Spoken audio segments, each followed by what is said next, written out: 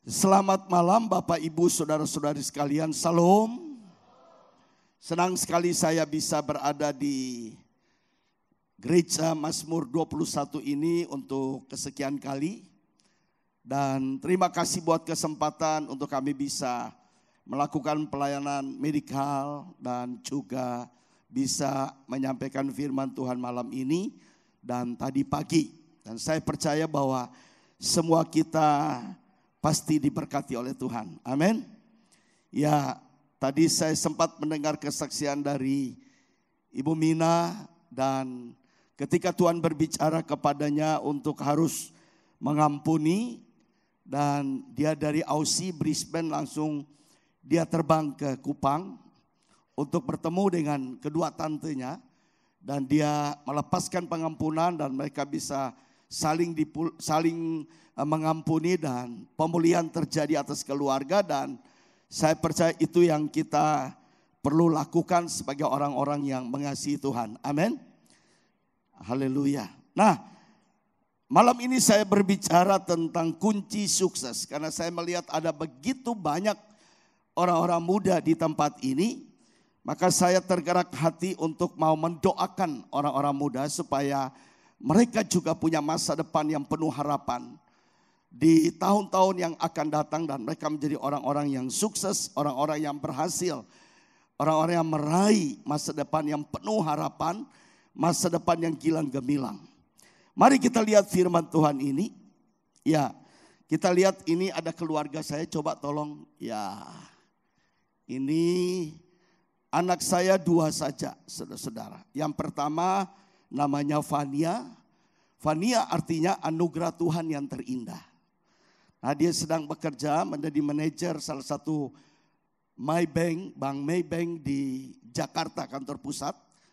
Nah, dia cum laude 3,5 tahun kuliah dalam bahasa Inggris di Universitas Padjadjaran Bandung. Yang seharusnya dia harus tempuh dalam 5 tahun tapi dia percepat 3,5 tahun dia selesai dan sekarang dia kerja di Maybank.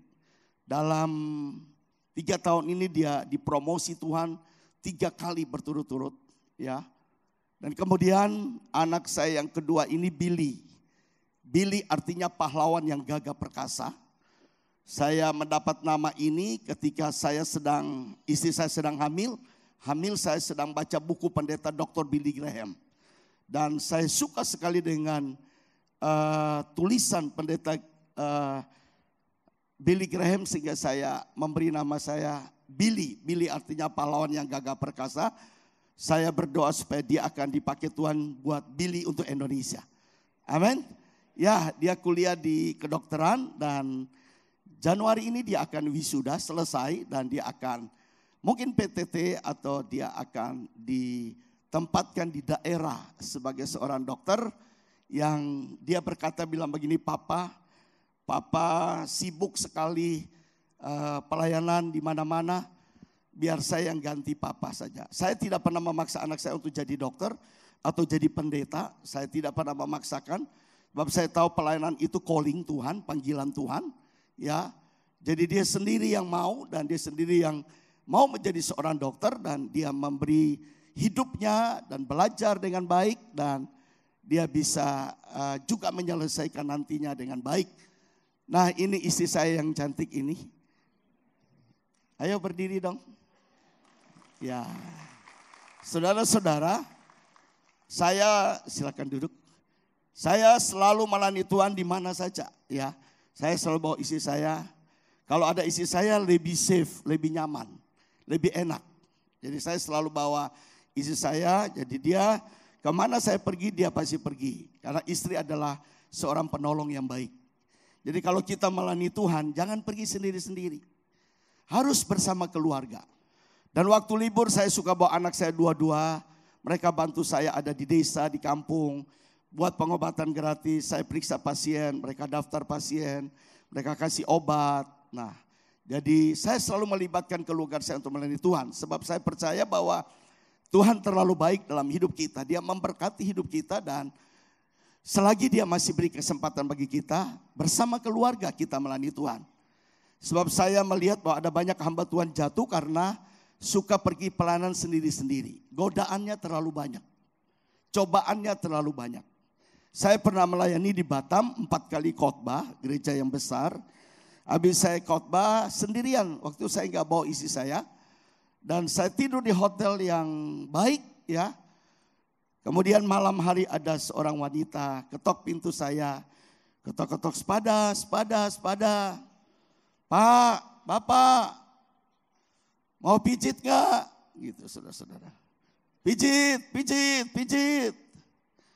Nah saya keluar. Waduh, saya lihat amoy, cantiknya luar biasa. Dia bilang, Bapak mau pijit gak? Nah kalau kita tidak ada di dalam Tuhan, ya udah suruh dia masuk aja. Dia pijit saya pijit dia. Kan selesai. Gak ada orang yang tahu siapa yang kenal saya. Gak ada yang kenal saya pendeta. Datang khotbah, pulang tidur, gak ada yang kenal. Tapi di situ kita sebagai seorang hamba Tuhan harus takut akan Tuhan. Karena banyak godaan, banyak cobaan. Itu sebabnya lebih aman dan nyaman kemana saja kita pergi, kita harus bawa istri kita. Walaupun kita harus keluar uang bayar tiketnya dia, no problem, kan dia istri kita, saudara-saudara. Jadi saya bersyukur kemana saya pergi, dalam negeri, luar negeri, saya selalu membawa istri saya. Dan sampai hari ini kami melayani Tuhan selalu pergi berdua dan juga bersama dengan tim yang lain. Dan saya percaya kita mau memberikan yang terbaik, do the best untuk Tuhan. Amin. Nah, saya berbicara tentang kunci sukses. Mari kita buka firman Tuhan. Kunci sukses. Saya percaya saudara-saudara, sukses itu bukan sehari saja. Bukan. Kita dapat, tidak. Kita bisa baca banyak sekali petunjuk, kiat-kiat. Bagaimana kita menjadi sukses menurut buku-buku sekuler, buku-buku dunia. Kita bisa baca. Tetapi bagaimana Alkitab katakan bahwa kita bisa menjadi sukses, saudara-saudara. Sukses dalam pekerjaan, sukses bisnis, sukses dalam pelayanan, sukses dalam membangun rumah tangga, keluarga, ya. Sukses dalam pelayanan yang Bapak percayakan kepada kita. Sukses dalam studi kita, kuliah kita. Kita akan sampai kepada level yang memang dikehendaki Tuhan dalam hidup kita. Nah, Ulangan 28 ayat yang ke-13, Ulangan 28 ayat yang ke-13. Firman Tuhan berkata, Tuhan akan mengangkat engkau menjadi kepala dan bukan menjadi ekor. Engkau akan tetap naik dan bukan turun. Apabila engkau mendengarkan perintah Tuhan Allahmu yang kusampaikan pada hari ini, kau lakukan dengan setia. Dan apabila engkau tidak menyimpang ke kanan atau ke kiri dari segala perintah yang kuberikan kepadamu pada hari ini, dengan mengikuti Allah lain dan beribadah kepadanya. Nah, surat firman Tuhan yang kita baca ini adalah firman Tuhan yang Allah sampaikan kepada bangsa Israel. Nah, bangsa Israel mereka adalah bangsa yang pernah kerja paksa. Mereka adalah bangsa yang diperbudak ya di Mesir ya. Kemudian saudara-saudara, Tuhan punya rencana yang luar biasa bagi mereka. Tuhan ingin mengangkat bangsa Israel, memberikan posisi yang baik kepada bangsa Israel. Tuhan tidak mau mereka terus bekerja di Mesir, menjadi orang pekerja paksa. Tuhan punya rencana yang besar, walaupun mereka waktu itu dalam pembuangan. Ya, mereka tinggal di Gosen, di Mesir. Dan Tuhan punya rencana besar sehingga apa? Tuhan lewat Musa mereka boleh pergi masuk ke tanah perjanjian Kanaan, di mana Tuhan sediakan tanah yang penuh dengan susu dan madu kepada bangsa Israel. Dan Tuhan mau mengubah hidup mereka, Tuhan mau mengangkat mereka. Saya percaya bahwa kita semua yang ada hari ini, kita adalah keturunan bangsa Israel. Kita adalah umat kepunyaan Tuhan. Walaupun secara fisik kita tidak lahir di Israel, tidak lahir di sana secara biologis. Tapi setiap orang yang percaya kepada Tuhan Yesus, Setiap orang yang ada di dalam Kristus, dia adalah umat kepunyaan Allah. Dia adalah Israel secara rohani. Jadi saya percaya bahwa kalau Tuhan punya rencana yang besar buat bangsa Israel supaya Tuhan membawa mereka kepada posisi yang terbaik dan diberkati Tuhan, maka Tuhan yang sama yang kita sembah seperti Allah Israel, orang Israel sembah itu adalah sebagai umat Tuhan, maka Tuhan juga punya rencana besar bagi kita. Yang setuju katakan amin. Amin. Ya, saudara-saudara, Tuhan punya rencana yang besar. Itu sebabnya Alkitab firman Tuhan mengingatkan kepada kita bahwa Tuhan akan mengangkat kita menjadi kepala. Saudara-saudara, kepala ini selalu ada di atas. Tidak pernah kita lihat kepala itu ada di bawah. Enggak ada. Jadi Tuhan mau mengangkat Bapak, Ibu, saya dan saudara sekalian menjadi kepala, bukan ekor. Saudara, ekor itu orang yang selalu diperintah, ya. Orang yang bisa diinjak-injak, ya. Tapi kalau kita jadi kepala ini bicara tentang kita menjadi pemimpin, kita memperoleh posisi yang baik. Dan saya percaya semua orang di dunia ini ketika dia bekerja dia ingin mendapat posisi yang terbaik. Paling tidaklah dia menjadi direktur lah, manajer lah, ingin punya posisi yang terbaik. Nah itu sebabnya saudara-saudara sampai hari ini juga Tuhan punya rencana yang besar untuk kita menjadi orang-orang yang sukses. Orang-orang yang berada di level yang tertinggi. Orang-orang yang berada di posisi yang terbaik. Itu rencana agung Tuhan dalam hidup kita. Saudara-saudara, tetapi bagaimana kita bisa menjadi orang yang sukses? Bagaimana kita bisa menjadi orang yang berhasil? Dan berhasil tidak diciptakan hanya satu hari. Berhasil itu butuh waktu yang panjang, butuh proses yang lama, ya. Baru kita bisa menjadi orang yang sukses. Nah, mari kita melihat bagaimana kiat-kiat untuk kita bisa menjadi sukses. Khususnya orang-orang muda yang ada di tempat ini, mungkin hari ini saudara punya mimpi yang terlalu banyak. Saudara punya impian yang sangat banyak dalam hidup ini. Saudara punya kerinduan-kerinduan, punya keinginan-keinginan untuk menjadi orang yang lebih baik. Nah itu sebabnya saudara-saudara untuk bisa menjadi sukses dan berhasil dalam dunia ini. Selagi kita masih hidup di bumi ini. Dan saya mau katakan kepada Bapak Ibu bahwa keberhasilan itu bukan dari hal jasmani saja. Banyak orang selalu bicara kalau kita punya uang banyak, kita punya kedudukan yang baik, ya, kita punya mobil yang banyak, kita punya rumah yang banyak, itu kita orang sukses, orang berhasil. Ya saudara-saudara, tapi sukses itu bukan dari jasmani saja, tetapi yang paling penting adalah rohani kita juga harus sukses.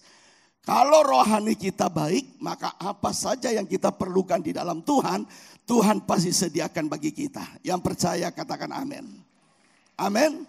Jadi spiritual kita harus baik. Kerohanian kita harus baik.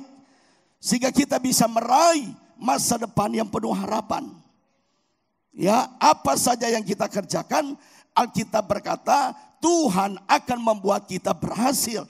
Tuhan akan membuat kita beruntung kalau kita punya rohani yang baik di hadapan Tuhan.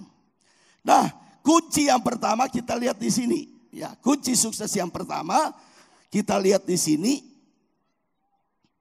Yang pertama adalah kita harus berani berubah. Ini penting. Pastikanlah bahwa di dalam Tuhan Yesus kita adalah orang-orang yang sudah mengalami perubahan. Perubahan cara berpikir kita, mindset kita. Perubahan hidup kita, ya. The change of life, perubahan dalam hidup kita. Perubahan dalam pikiran kita, mind kita berubah. Saudara-saudara, orang yang mengalami perjumpaan pribadi dengan Tuhan, orang yang mengalami breakthrough dengan Tuhan, Tuhan Roh Kudus pasti mengerjakan perkara-perkara besar dalam hidupnya untuk mengubah hidupnya. Hidup yang tidak baik jadi baik. Hidup yang biasa jadi luar biasa. Ya, Tuhan mengubah kita.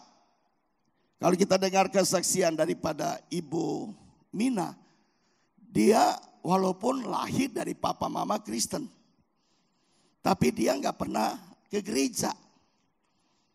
Walaupun selalu panggil nama Tuhan, tapi dia tidak pernah ke gereja. Dan kita tahu orang hidup di luar negeri gimana. Biasa kalau anak-anak kita ke luar negeri itu saya seringkali dengar, dan saya pernah ke Aussie juga. Mereka itu bebas sekali karena jauh dari orang tua. Tapi kalau hari-hari ini orang tua yang takut akan Tuhan, papa mama yang takut akan Tuhan dan mendidik anak-anak ke jalan yang benar, maka pada waktu mereka jadi dewasa, mereka mau ke luar negeri, mau sekolah di mana, kita nggak perlu takut dan khawatir. Karena kita tahu bahwa dia sudah ada di dalam Tuhan dan dia takut akan Tuhan dan dia tidak akan berbuat dosa dan berbuat jahat di hadapan Tuhan. Yang percaya katakan amin. Itu sebabnya saudara-saudara, perubahan ini penting sekali. Karena saya melihat ada banyak orang keluar masuk gereja tapi tidak pernah mengalami perubahan. Hidupnya masih yang dulu saja, hidup lama. Tidak pernah diubahkan menjadi satu hidup yang baru di hadapan Tuhan. Itu sebabnya saudara-saudara, Alkitab berkata dalam Roma pasal 12 ayat yang kedua. Roma 12 ayat yang kedua, janganlah kamu menjadi serupa dengan dunia ini. Tetapi berubahlah oleh pembaruan budimu, sehingga kamu dapat membedakan manakah kehendak Allah, apa yang baik, yang berkenan kepada Allah, dan yang sempurna. Jadi di dalam Tuhan kita harus berubah.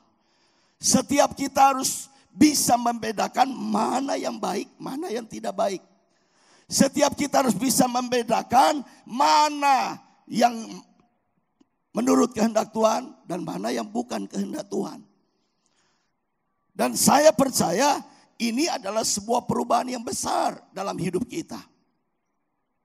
Saya melihat saudara-saudara, ada begitu banyak orang yang tidak pernah berubah dalam hidupnya. Itu sebabnya dia tidak bisa dipakai Tuhan menjadi berkat, menjadi teladan, menjadi contoh bagi orang lain. Kedagingannya lebih kuat daripada manusia rohnya. Ya, saudara-saudara, pada waktu bawa mobil, ketika ada orang yang nyelip kita di depan, kita buka pintu dan kita mulai bicara kebun binatang kepada mereka. Kita mulai marah kepada mereka. Padahal kita ikut pelayanan segala. Padahal kita rajin ke gereja.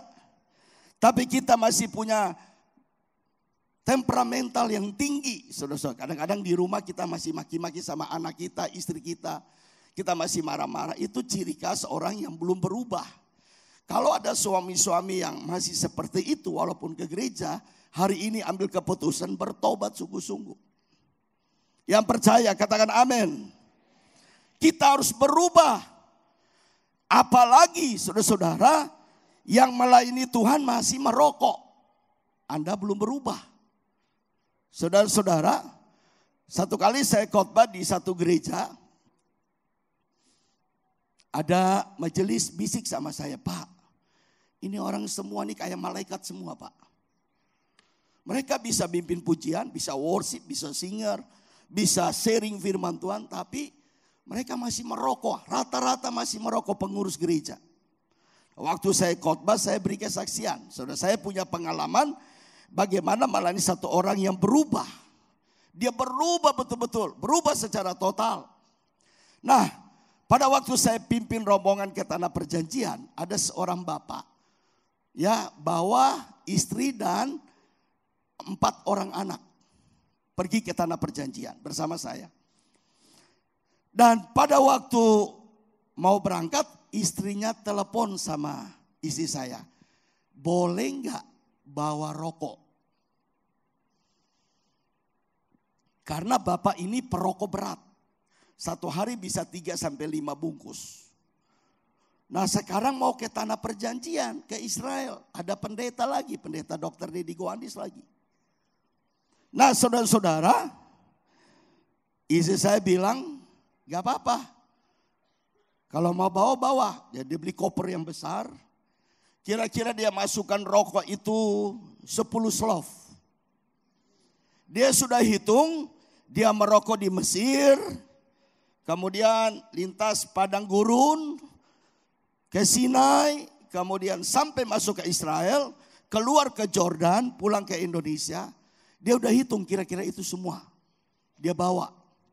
Nah, tapi istri dan anak-anaknya semua punya kerinduan supaya bapaknya pergi ke Israel ini bertobat. Tinggalkan rokok. Tapi mereka tidak berani ngomong sama papanya.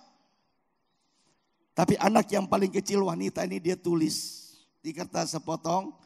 Dia bilang, Om Deddy, saya nggak minta apa-apa sama Tuhan. Saya hanya mau minta kepada Tuhan. Dan saya sudah tulis di kertas ini.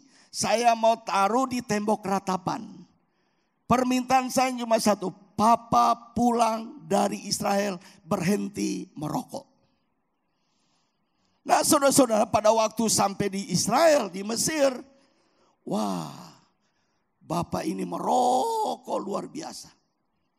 Saya jadi gak enak. Grup yang lain kan ada 48 orang. Kan orang gak merokok semua. Tapi ini kan merokok. Saya sendiri gak nyaman. Mau tegur salah. Mau ngomong juga gak enak. Karena dia bilang saya yang bayar kok. Kenapa mau larang saya? Tetapi saudara-saudara, saya ingat betul. Pada waktu saya khotbah di gereja sampah. Ya, yang orang Indonesia kasih nama gereja sampah di Mesir. Tapi saya lebih suka kasih nama gereja mujizat. Karena pernah terjadi mujizat di sana. Ketika ada gempa bumi. Maka saudara tahu gunung itu bisa beranjak 3 kilometer. Kemudian dipahat dan dijadi gereja. Dan itu karena mereka berdoa. Ya, kalau engkau punya iman sebesar biji sesawi. Maka pindahlah gunung ini. Dan itu ada hamba-hamba Tuhan yang berdoa pada waktu itu dengan sungguh-sungguh. Dan gunung itu berpindah. Mujizat terjadi. Saudara tahu bahwa di gereja itu saya khotbah. Saya khotbah tentang mujizat. Dan diakhiri dengan saya akan berdoa bagi mereka yang mau dilepaskan. Ya, salah satu adalah rokok. Supaya kita masuk ke tanah perjanjian, kita diberkati Tuhan berlimpah-limpah. Tinggalkan semua di Mesir ini yang gak benar, yang gak baik. Dan saudara begitu mereka banyak grup ini yang meresponi dan saya doa. Termasuk Bapak yang merokok kencang itu saudara-saudara. Dan saya doa sama dia dan akhirnya saudara. Di situ Roh Kudus mencamah hidupnya. Roh Kudus bicara kepadanya. Dan mulai dari itu tempat itu di gereja sampah gereja mujizat itu. Dia tidak merokok sampai masuk ke tanah perjanjian. Beri kemuliaan buat Tuhan Yesus. Kemudian saudara-saudara. 2 minggu yang lalu saya ketemu Bapak itu. Tadinya kurus sekarang gemuk luar biasa. Dan dia bilang begini. Kalau bukan Tuhan yang mengubah hidup saya. Tidak mungkin saya berubah. Jadi hari ini pastikan bahwa Anda tidak bisa mengubahkan hidupmu sendiri. Gak bisa. Pekerjaan kuasa Roh Kudus yang sanggup mengubah hidupmu sendiri. Amin. Roh Kudus yang sanggup mengubah kita. Menjadi orang yang baik. Orang yang berkenan. Orang yang kudus. Orang yang layak di hadapan Tuhan. Dan itu membuat Tuhan memberkati kita dengan berkat-berkat yang penuh dengan kelimpahan. Itu sebabnya saudara-saudara, kalau dunia bisa berubah, gereja hari-hari ini bisa berubah, maka saya percaya kita juga Tuhan sanggup mengubah hidup kita menjadi orang-orang yang baik di hadapan Tuhan. Amin. Saudara-saudara, kita lihat hari ini yang paling cepat berubah apa? IT, teknologi. Berubah dengan cepat. Kadang-kadang kita orang tua nih lamban saudara-saudara. Ya, saya kalau Facebooknya udah onar, itu saya udah hang begitu saudara-saudara. Saya sudah bingung saudara-saudara. Saya mesti panggil anak saya yang perempuan, tolong papa dulu, baru dia set lagi, bisa jalan lagi. Ya, perubahan cepat sekali. Pernahkah Bapak ingat bahwa beberapa tahun yang lalu ya, handphone mobile phone pertama kali keluar itu sebesar jari ini. Pernah ingat antenanya tinggi saudara-saudara. Dan yang bisa pakai itu orang-orang yang berduit. Saya ingat persis waktu itu saya masih kuliah di kedokteran. Itu satu mobile phone itu 5 juta. Dan orang-orang yang beli itu orang-orang yang punya uang. Ya, kalau telepon besar di jalan kiri kanan, waduh luar biasa. Tapi sekarang saudara-saudara, mobile phone yang kecil aja udah bisa akses kemana-mana. Jadi IT begitu maju, ilmu teknologi bisa begitu maju dengan kuat. Itu sebabnya semua kita yang ada ini jangan gaptek saudara-saudara. Walaupun kita orang tua tapi kita juga ikut. Walaupun kadang-kadang ikut orang muda itu susah. Orang muda lebih cepat. Dan kita harus mengakui bahwa kita memang bukan zamannya kita. Tapi kita juga harus tahu. Itu sebabnya saudara-saudara seperti bikin khotbah-khotbah kita. Saudara kita tidak perlu lagi ya mesti bawa Alkitab, bolehlah bawa Alkitab lah. Sekarang di mana-mana saya lihat hampir rata-rata sudah tidak bawa Alkitab. Semua bawa ini handphone suci ini saudara-saudara. Ya. Semua bisa diakses di sana. Itu sebabnya saudara-saudara, saya percaya kunci kita sukses, kunci kita berubah ke arah yang Tuhan mau, satu-satunya adalah kita harus berubah di dalam hidup ini. Amin. Kalau kita berubah, pasti orang di sekitar kita juga berubah. Kalau orang di sekitar kita berubah, gereja kita juga bisa berubah. Ya, karena gereja itu adalah keluarga di dalam Kristus. Jadi berubah, kota berubah, bangsa kita berubah, Indonesia penuh kemuliaan Tuhan. Amin. Kalau kita berubah, bawa perubahanlah kemana-mana sehingga orang lain juga menikmati perubahan seperti yang kita alami hari-hari ini. Yang kedua, saudara-saudara. Yang kedua kunci untuk kita bisa menjadi sukses menurut Alkitab adalah kita harus menjadikan firman Allah sebagai standar hidup kita. Jadi lifestyle kita, gaya hidup kita adalah gaya hidup yang mencintai firman Tuhan. Saudara-saudara, mari kita baca ayat ini. Yosua pasal 1 ayat yang ke-8. Janganlah engkau lupa memperkatakan kitab Taurat ini, tetapi renungkanlah itu siang dan malam, supaya engkau bertindak hati-hati sesuai dengan segala yang tertulis di dalamnya. Sebab dengan demikian perjalananmu akan berhasil dan engkau akan beruntung. Jadi saudara-saudara, sederhana saja firman Tuhan beritahukan kepada kita. Kunci sukses yang kedua adalah kita harus jadikan firman Tuhan ini standar dan gaya hidup kita. Artinya apa? Kita mau baca firman, mau merenungkan firman, mau melakukan firman Tuhan. Banyak orang hari-hari ini saudara-saudara tahu firman Tuhan tapi dia tidak melakukan firman Tuhan. Lebih baik kita tahu firman Tuhan sedikit tapi kita melakukan firman Tuhan. Daripada kita banyak hafal firman Tuhan tapi kita tidak melakukan firman Tuhan. Dan apa yang Tuhan suruh kita lakukan, itu yang kita lakukan. Dan kalau kita taat melakukan sesuatu di hadapan Tuhan, maka Tuhan akan memberkati kita. Yang percaya katakan amin. Ada berkat yang luar biasa kalau kita taat melakukan setiap perintah Tuhan. Saudara-saudara, firman Tuhan harus dijadikan gaya hidup kita, standar utama kita. Jadi untuk menjadi sukses, tidak ada yang lain. Mulai dari sekarang kita harus merenungkan firman Tuhan. Membaca firman Tuhan. Melakukan firman Tuhan dalam seluruh aspek hidup kita. Kalau Tuhan bilang, bawalah persembahan-persepeluan ke rumah Tuhan. Ayo mari setia membawa ke rumah Tuhan. Kalau Tuhan perintahkan kita dan panggil kita untuk melayani Tuhan, mari kita beri hati dan hidup kita untuk melayani pekerjaan Tuhan. Jadi apa yang bisa kita lakukan untuk Tuhan. Saya mau beri kesaksian bahwa saya ini lahir di satu desa kecil di kampung, ya. Dan impian saya, cita-cita saya adalah memang ingin jadi seorang dokter dan pendeta. Tapi orang tua saya, papa mama saya ini adalah mereka itu pedagang. Beli kopra, hasil bumi. Dari pulau itu bawa ke Surabaya. Dan waktu itu saudara-saudara kami ini 12 bersaudara. Ya, satu lusin, 12 bersaudara. Sebab zaman dulu orang tua kerjanya bikin anak terus. Jadi akhirnya lahirlah satu lusin anak, saudara-saudara. Dan sekarang 4 sudah meninggal, tinggal 7 yang ada. Dan di antara itu semua saya yang sekolah baik. SD tamat, SMP tamat, SMA tamat, ya nilainya juga bagus. Dan saya beritahukan sama papa mama saya pengen jadi dokter. Papa mama bilang, dari mana uang?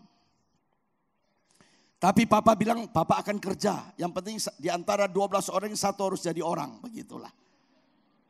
Ya akhirnya jadi orang ini nih saudara-saudara. Jadi saya ke Jakarta, kuliah kedokteran. 7 tahun selesai. Kerja di Indramayu sebagai dokter, kepala puskesmas. Pernah jadi rumah sakit juga kerja. Dokter perusahaan. Ya, jadi dokter. Tapi saudara-saudara, karena saya pernah nasar sama Tuhan bahwa bukan dokter saja, tapi saya pengen dokter dan pendeta. Itu sebabnya saudara saya ambil keputusan sesuai panggilan Tuhan yang kuat dalam hidup saya. Saya jadi seorang hamba Tuhan hari ini. Saya tinggalkan itu semua. Dan itu juga butuh proses yang panjang. Saudara, pada waktu sekolah, waktu kuliah, yang banyak nopang saya dalam uang istri saya. Karena dia waktu itu jadi pimpinan Bank Lipo Bank, walaupun kantor kas. Dan dia support juga saya. Papa mama juga kirim, dan waktu saya selesai jadi dokter, papa mama pas meninggal. Jadi mereka tidak nikmati apa yang saya alami dan nikmati hari ini. Dan itu butuh waktu yang panjang, proses. Anak-anak muda, saya mau beritahukan kepada saudara, pada waktu saya kuliah saja, saya masih jual barang elektronik, saudara-saudara. Jadi habis kuliah, saya bersama-sama teman, kami jual panci presto, kami jual apa-apa, ya banyaklah. Untuk menambah biaya saya kos, untuk menambah biaya saya untuk makan selama saya ada di Jakarta. Dan itu membuat saudara sampai hari ini saya bisa Tuhan angkat, Tuhan bawa, dan menjadi seorang hamba Tuhan sampai hari ini. Ini adalah proses panjang yang Tuhan berikan kepada saya. Jadi kalau saudara tanya banyak orang, bagaimana kamu sukses? Dia akan bilang, sukses itu dimulai dari bawah, 0 sampai Tuhan bawa level 1, level 2, level 3, level 4, sampai kepada level yang tertinggi. Tuhan kasih angkat kita. Melayani Tuhan juga begitu. Bukan tiba-tiba kita langsung naik ke mimbar terus khotbah di depan banyak orang. Enggak, ngajar sekolah minggu dulu. Jadi ketua remaja, ketua pemuda, ketua dewasa muda, jadi majelis. Baru akhirnya dipercayakan untuk melayani pekerjaan Tuhan. Semua butuh proses. Jadi saudara-saudara, kalau hari ini saudara gagal, jangan kecewa dengan kegagalanmu. Karena kegagalan adalah ibu yang melahirkan keberhasilan di depan saudara. Kegagalan adalah sukses yang tertunda. Jadi saudara-saudara, kita tetap optimis. Kita tetap mengandalkan Tuhan. Berharap kepada Tuhan bahwa Tuhan punya rencana besar dalam hidup kita. Untuk membawa kita menjadi orang-orang yang berhasil. Orang-orang yang sukses dalam segala hal. Tuhan mau kita menjadi sukses. Tapi kuncinya adalah apa? Kita harus melakukan firman Tuhan. Firman Tuhan harus menjadi gaya hidup kita. Dengar, kunci sukses bukan karena kita menjadi orang yang pintar sekali lah. Mungkin itu salah satu faktor saja. Tapi kalau kita tinggal di dalam firman dan kita melakukan firman Tuhan, maka kita akan menjadi orang-orang yang berhasil. Anak-anak muda, jangan lupa baca firman Tuhan setiap hari. Karena firman itu yang menuntun kita kepada masa depan yang penuh dengan harapan. Amin. Yang ketiga, saudara-saudara, yang ketiga adalah untuk kita bisa menjadi berhasil, yang ketiga kita harus berani melangkah. Saudara-saudara, Filipi pasal yang ketiga ayat 13-14. Saudara-saudara, aku sendiri tidak menganggap bahwa aku telah menangkapnya. Tetapi ini yang kulakukan, aku melupakan apa yang telah di belakangku dan mengarahkan diri kepada apa yang di hadapanku. Dan berlari kepada tujuan untuk memperoleh hadiah, yaitu panggilan surgawi dari Allah dalam Kristus Yesus. Nah, kunci yang ketiga untuk kita bisa menjadi orang yang berhasil, orang yang sukses, menurut firman Tuhan adalah kita harus berani melangkah. Saudara, kenapa Paulus sukses dalam melayani pekerjaan Tuhan? Dulu namanya Saulus. Dan dia mengalami perjumpaan dengan Tuhan, diubah namanya menjadi Paulus. Dia dulu pembunuh hamba-hamba Tuhan, sekarang dia melayani Tuhan dan memenangkan banyak jiwa untuk kerajaan Allah. Karena apa saudara-saudara? Paulus melupakan trauma masa lalunya, melupakan hal-hal yang ada di belakangnya. Dan dia fokus ke depan, dia menatap ke depan. Itu sebabnya Alkitab berkata, dia berlari-lari untuk mencapai tujuan, mencapai destiny, mencapai goal, sasaran yang akan dia dapati. Kalau hari ini saudara ingin menjadi berhasil, rumah tanggamu berhasil, sukses, engkau harus berani melupakan apa yang ada di belakang kita. Engkau harus berani melupakan semua kegagalan-kegagalan yang mungkin pernah kau alami secara pribadi. Lupakan itu semua dan fokus ke depan. Arahkan hidupmu hanya ke depan. Berlari hanya kepada Tuhan. Dan itu Tuhan akan membuat kita menjadi orang-orang yang sukses dan berhasil di dalamnya. Amin. Jadi anak-anak muda, mungkin kau gagal dalam studi. Kau gagal dalam kuliah.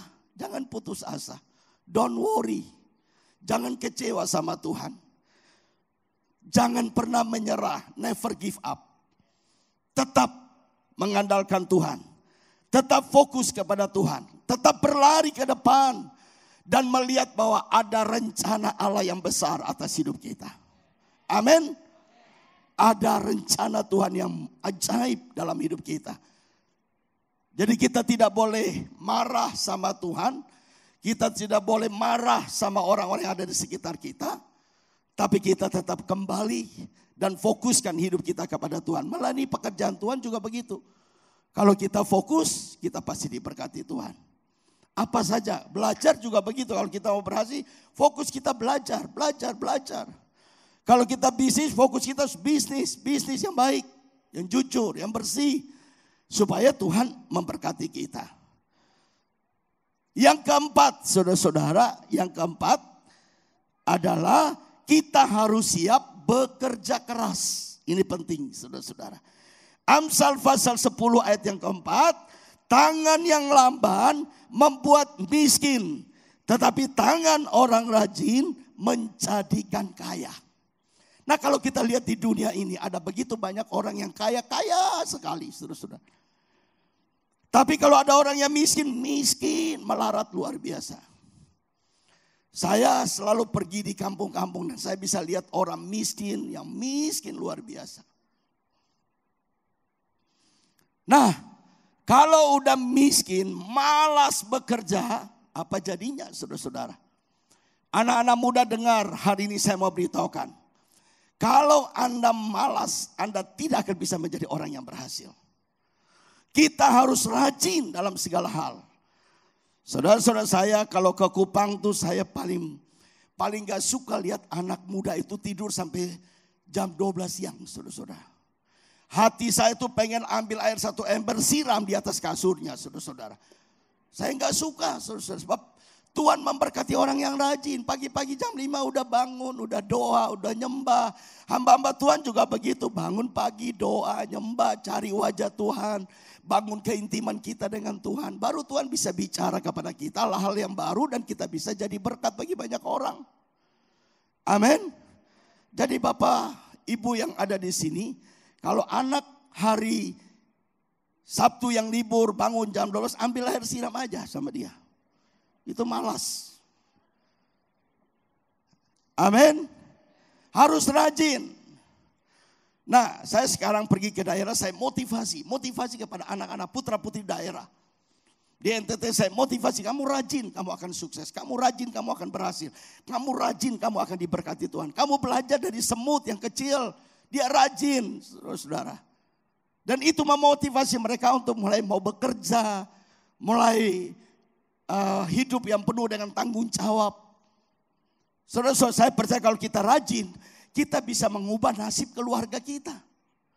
Yang percaya katakan amin. Kalau ada keluarga kita memang dari sana, jangan bilang, aduh memang keluarga saya nasibnya udah begitu. Enggak. Di dalam Tuhan tidak ada nasib buruk, tidak ada. Masa depan cerah, masa depan gilang gemilang. Amin. Itu dalam Tuhan. Dan kita orang-orang yang harus bisa mengubah standar dalam keluarga kita. Kalau keluarga kita miskin, papa mama kita malas, kita jangan malas sama papa mama. Kita harus lebih dari mereka, harus rajin bekerja sehingga kita bisa mengubah keluarga kita menjadi orang-orang yang baik dan keluarga kita diberkati oleh Tuhan. Yang percaya katakan amin. Jadi saudara-saudara, jangan malas untuk meraih keberhasilan, kesuksesan, masa depan yang penuh harapan. Anak muda, engkau harus rajin, belajar rajin, kuliah rajin. Apa saja engkau kerjakan, belajar harus rajin. Engkau akan menjadi orang-orang yang luar biasa di tangan Tuhan. Yang kelima, yang terakhir. Kunci yang kelima untuk kita bisa menjadi orang yang sukses, orang yang berhasil adalah kita harus tetap andalkan Tuhan. Yang percaya katakan amin. Yeremia 17 ayat 7 dan 8. Diberkatilah orang yang mengandalkan Tuhan, yang menaruh harapannya pada Tuhan.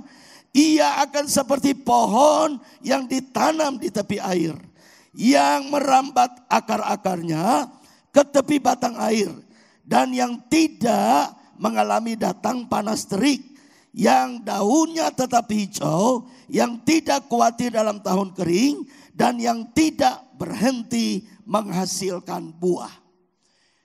Yang kelima, kunci kita sukses adalah kita harus mengandalkan Tuhan. Yang percaya katakan amin.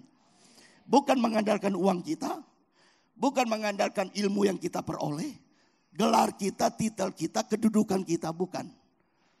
Kita harus mengandalkan Tuhan. Tuhan itu harus yang terutama di dalam hidup kita. Bukan mengandalkan kekuatan kita, kemampuan kita, skill kita. Mungkin kita punya skill baik, kita punya kemampuan bagus. Tapi kita tidak bisa mengandalkan kemampuan kita, tapi kita harus mengandalkan Tuhan. Yang membuat kita berhasil itu adalah Tuhan. Yang memberkati kita itu adalah Tuhan. Itu sebabnya ketika kita berada pada posisi di atas, ketika kita menjadi orang yang berhasil, orang yang sukses, jangan sombong. Jangan berkata semua ini karena saya yang kerja keras. Semua yang ada ini karena saya yang bekerja mati-matian sehingga saya bisa dapat ini. Bukan. Kalau kita bekerja keras, tapi kalau Tuhan tidak mencurahkan berkat bagi kita, semuanya akan nothing. Tidak ada arti apa-apa. Itu sebabnya saudara-saudara, kita tetap mengandalkan Tuhan dalam segala hal. Dan satu kali kita akan berkata, apa yang saya miliki itu semua berasal dari Tuhan. Dan segala pujian, kemuliaan hanya bagi Tuhan saja. Amin. Ya, gerakan kemuliaan Tuhan ini luar biasa. Artinya apa? Semua yang kita peroleh itu datangnya dari Tuhan. Dan Tuhan yang layak menerima segala pujian, kemuliaan yang keluar dari hati kita yang paling dalam. Karena kita mengasihi Dia. Amin. Itu sebabnya anak muda dengar. Saya tidak tahu. Mungkin 5 tahun engkau jadi gubernur di sini. Mungkin 5 tahun engkau jadi perwakilan DPR RI di Jakarta. Mungkin engkau menjadi konglomerat yang luar biasa. Businessman yang diberkati Tuhan. Pengusaha yang sukses. Tapi hari ini dengar firman Tuhan. Andalkanlah Tuhan dalam segala hal. Orang yang tidak mengandalkan Tuhan, Alkitab berkata, terkutuklah orang yang mengandalkan kekuatan manusia. Kalau engkau mulai berhasil dan engkau mulai sombong dan engkau mulai berkata semua karena saya, enggak lama lagi hancur. Tapi kalau orang yang mengandalkan Tuhan, Tuhan pasti berkati kita berlimpah-limpah. Apa saja menjadi mimpi kita, impian kita, percayalah di dalam Tuhan kita bisa memperolehnya dengan baik. Bagi Tuhan tidak ada perkara yang mustahil. Dia sanggup memberkati kita semua. Tuhan memberkati kita semua, haleluya. Mari kita bangkit berdiri. Haleluya, haleluya. Mari kita nyanyikan satu pujian.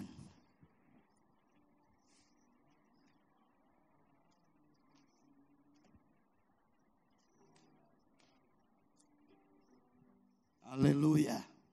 Mari kita buka hati kita dan kita berdoa. Kita bisa menerima firman Tuhan yang sederhana. Dan mari kita lakukan dalam hidup kita. Anda akan menjadi orang-orang yang beruntung. Anda akan menjadi orang yang berhasil. Anak-anak muda, engkau akan punya masa depan yang penuh harapan, bukan masa depan yang suram. Engkau punya masa depan yang gilang gemilang di dalam Tuhan. Kalau kita melakukan firman Tuhan dalam hidup kita, ku yakin, haleluya. Ku yakin Kau hadir di sini.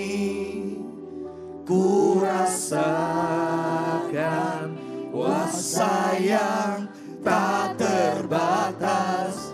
Ku yakin Kau nyata di sini.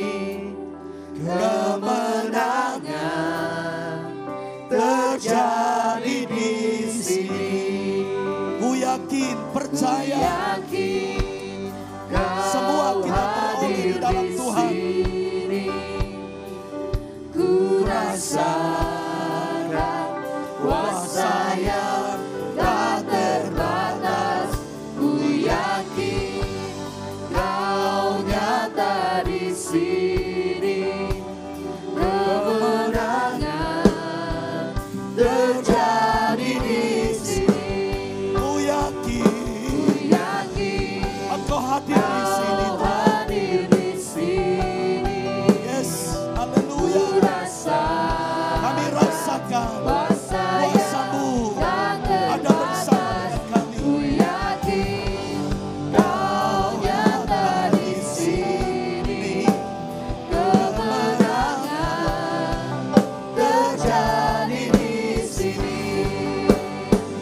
Ku yakin Kau hadir di sini.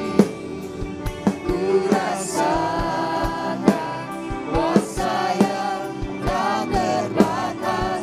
Ku yakin Kau nyata di sini. Kemenangan terjadi di sini. Mari kita pejamkan mata kita. Saya percaya Roh Kudus ada di tempat ini. Roh Kudus menjamin masa depan hidup kita. Kalau ada di antara anak-anak muda di tempat ini, yang hari ini engkau khawatir tentang masa depanmu, engkau merasa hidupmu tidak berguna, hidupmu tidak berarti, engkau ragu tentang masa depanmu, rasanya masa depanmu begitu suram. Tapi hari ini dengar, ada kabar baik, ada good news dari Tuhan. Kalau kita rajin, kita takut akan Tuhan, kita mau berubah, kita mau jadikan firman Tuhan standar yang utama dalam hidup kita. Kita mau bekerja keras, kita mau melangkah dengan iman kepada Tuhan. Dan kalau kita mau mengandalkan Tuhan, dengar baik, ada jaminan pasti dari Tuhan buat engkau. Engkau tidak akan menjadi orang yang gagal lagi.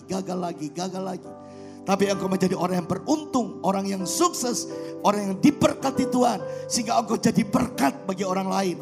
Engkau bisa memuliakan Tuhan dengan seluruh harta yang Tuhan berikan kepadamu. Dan Tuhan akan mempercayakan banyak hal dalam hidupmu. Ketika engkau hidup untuk berkomitmen melakukan setiap perintah Tuhan dalam hidupmu. Malam ini saya tergerak hati untuk mendoakan. Doa khusus, doa pengurapan bagi anak-anak muda yang ragu akan masa depannya. Yang ingin punya masa depan yang penuh harapan. Yang ingin sukses dalam segala hal. Mungkin 5 tahun, 10 tahun lagi. Saya akan berdoa. Biarlah Tuhan akan mantapkan imanmu untuk meraih kesuksesan, keberhasilan yang Dia janjikan dalam hidup kita. Kalau ada di antara anak muda, siapapun. Yang mungkin engkau punya keluarga gagal, usaha gagal, bisnis gagal, buka restoran gagal, buka toko handphone gagal. Hari ini dengar baik. Kembali kepada firman Tuhan dan lakukan firman Tuhan. Bertobat, engkau akan menjadi orang yang sukses ke depan. Kalau saudara yang mau didoakan, mari angkat tangan kananmu ke atas. Jangan lihat kiri kanan. Jangan lihat kiri kanan, sebab orang di samping kiri kananmu tidak berurusan dengan engkau. Tuhan yang saya layani sedang berurusan dengan engkau. Dia akan datang melawat engkau dan Dia akan memberi berkat spesial buat engkau malam ini. Haleluya. Saudara yang sudah angkat tangan, mari maju ke depan di sini. Saya ada bawa minyak urapan, saya akan urapi saudara semua urapi untuk masa depan yang penuh harapan. Ku yakin kau hadir di sini. Haleluya, haleluya. Ku yakin kau hadir di sini. Orang-orang muda yang punya masa depan ingin engkau sukses, engkau berhasil. Kuasa yang tak terbatas. Ku yakin kau nyata di sini. Kemenangan terjadi di sini. Ku yakin kau hadir di sini. oh Jesus. Kuasa yang tak terbatas. Ku yakin kau nyata di sini. Kemenangan terjadi di sini. Kesuksesan. Ku yakin kau hadir di sini. Amin. Ku rasakan kuasa yang tak terbatas. Ku yakin kau nyata di sini. Kemenangan terjadi di sini. Oh haleluya. Yakin kau hadir di sini. Ku rasakan kuasa yang tak terbatas.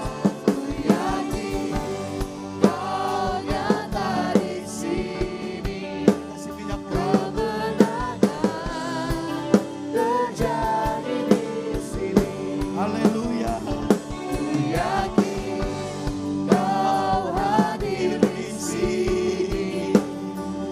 Ku rasakan kuasa yang tak terbatas. Ku yakin kau nyata di sini. Amin. Haleluya. Kemenangan terjadi di sini. Haleluya. Haleluya. Orang-orang muda, mari angkat kedua tanganmu. Dan saya akan mengoles minyak urapan di atas telapak tanganmu. Dan mendoakan. Dan hari ini Tuhan akan memberikan keberhasilan. Tuhan akan memberikan kesuksesan. Masa depanmu yang penuh harapan hanya ada di dalam tangan Tuhan. Haleluya. Haleluya. Haleluya. Haleluya. Masing-masing berdoa. Minta ampun kepada Tuhan. Kesalahan, pelanggaran-pelanggaran yang kita buat. Haleluya. Haleluya. Sikala bapak-bapak.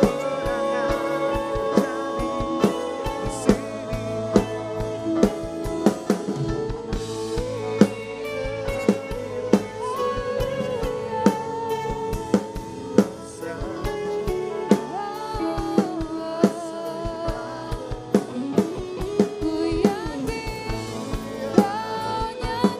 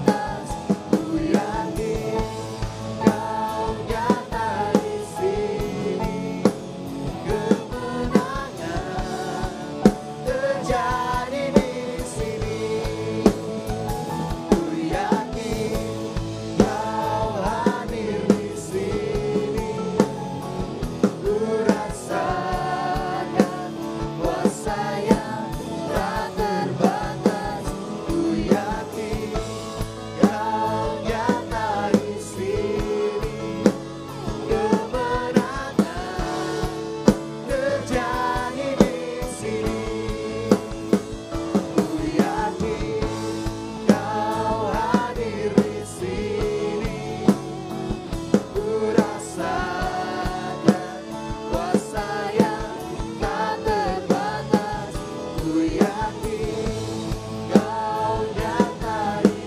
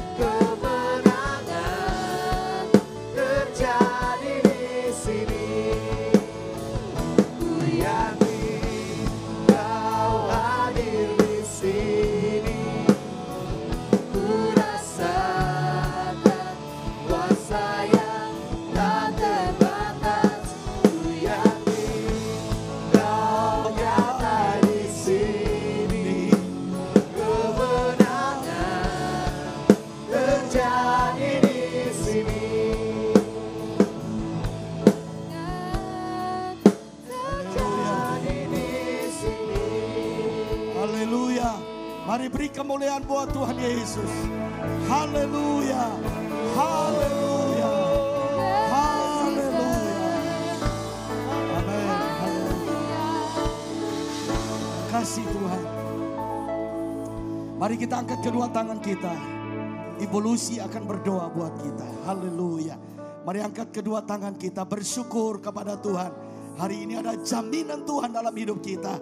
Di dalam Kristus kita punya masa depan yang penuh harapan. Haleluya, haleluya, haleluya, haleluya. Terima kasih Tuhan Yesus. Kami merasakan kehadiran-Mu atas kami saat ini Tuhan. Engkau menjamah setiap pribadi kami Bapa. Membukakan jalan-jalan keajaiban-Mu atas kami Tuhan. Kami percaya Tuhan, ada banyak yang menurut kami tidak mungkin. Tapi bagi Engkau sangat mungkin Tuhan. Dan Kau ajar kami Bapa. Kami bukan hanya mendengar, tapi kami mau melakukan firman Tuhan. Kami mau lebih dekat lagi dengan Tuhan. Dan kami tahu Bapa, masa depan yang penuh dengan harapan. Masa depan yang cerah ada dalam setiap pribadi orang-orang yang mengasihi Tuhan. Kami percaya itu Bapa di dalam nama Yesus Tuhan. Sekalipun menurut tidak mungkin, tapi bagi Tuhan sangat mungkin. Seperti firman Tuhan katakan, anak-anak muda yang mengasihi Tuhan seperti anak panah di tangan seorang pahlawan. Dan dia akan tepat pada sasarannya. Dan Kau akan melakukan itu di dalam nama Yesus Tuhan. Kau akan menjadi orang besar di Indonesia. Bahkan bagi bangsa-bangsa menjadi berkat. Terima kasih Tuhan. Kami percaya Tuhan Yesus. Bukan hanya aku yang akan berhasil, tetapi keluargaku akan menjadi orang yang sukses di dalam tangan kuasa Tuhan. Di dalam nama Yesus Tuhan. Terima kasih Bapa. Kami bersyukur buat malam hari ini Tuhan. Engkau sungguh baik dan teramat sangat baik. Dan tidak pernah Engkau tinggalkan kami Bapa. Engkau selalu ada menyertai kami. Setiap waktu, setiap saat. Dan kami tahu Tuhan, Engkau juga sudah mengingatkan kami lewat kesaksian dari Ibu Mina. Kami tahu Tuhan itu akan menghambat kami ketika kami tidak mengampuni. Kami percaya Tuhan Yesus bersama Tuhan. Kami bisa mengampuni orang yang bersalah kepada kami Bapa. Kami percaya itu Bapa. Dengan kekuatan kami tidak mungkin bisa mengampuni. Tapi dengan kekuatan Tuhan, kami bisa menjadi orang yang kudus, orang yang berkenan di hadapan Tuhan. Bahkan Tuhan senang dengan keadaan kita. Terima kasih Bapa. Hamba-Mu sudah berhenti berbicara. Tapi Roh Kudus akan terus mengingatkan kepada kami. Dan kami percaya Tuhan Yesus, kami menjadi orang yang lebih daripada pemenang. Di dalam nama Yesus Tuhan kami bersyukur dan berdoa. Semuanya percaya dan diberkati Tuhan katakan. Amin.